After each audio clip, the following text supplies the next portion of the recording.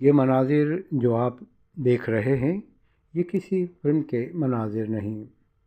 یہ آگ جو لگی ہے وہ کسی فلم کے سیٹ پر نہیں لگی، بلکہ اس مقام پر لگی ہے جہاں دنیا کی سب سے بڑی فلم انڈسٹری ہے، جہاں دنیا کے سب سے زیادہ امیر اداکار رہتے ہیں، لیکن اب ان کے پاس اس آگ کے بعد کچھ نہیں بچا۔ یہ لوگ اب اپنی تباہی کی کہانیاں ٹی وی پر بیٹھ کر بتا رہے ہیں۔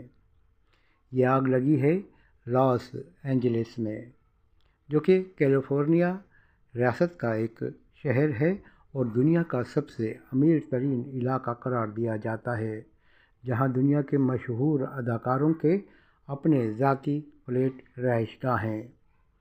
یہ آگ ایسی لگی کہ کل کے امیر آج زمین پر آ گئے ہیں۔ 12 افراد اس آگ لگنے کے واقعے میں اب تک ہلاک ہو چکے ہیں۔ کئی دنوں سے لگی یہ آگ اب تک قابو میں نہیں آ سکی ہے۔ لوگ اپنی آنکھوں کے سامنے اپنے گھروں کو جلتا دیکھ رہے ہیں۔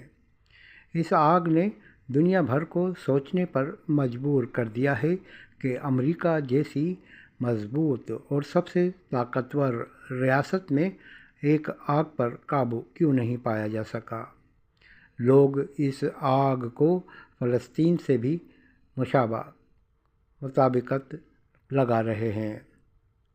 ان کا کہنا ہے کہ ان میں سے بیشتر اداکار کل تک فلسطین میں لگنے والی آگ تباہی پر خوش تھے۔ آج ان کے اپنے گھر جل کر راکھ ہوئے ہیں۔